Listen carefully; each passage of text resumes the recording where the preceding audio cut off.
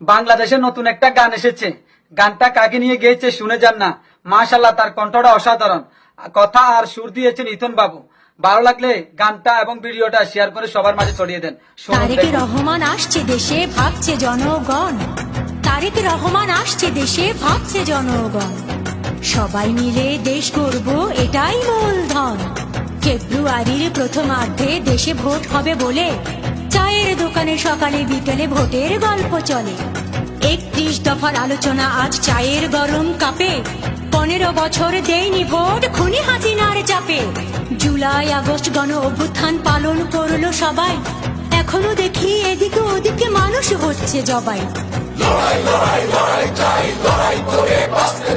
এই স্লোগানই চলছে, শেষ হচ্ছে না লড়াই, এখনো দেশের মানুষ বলছে।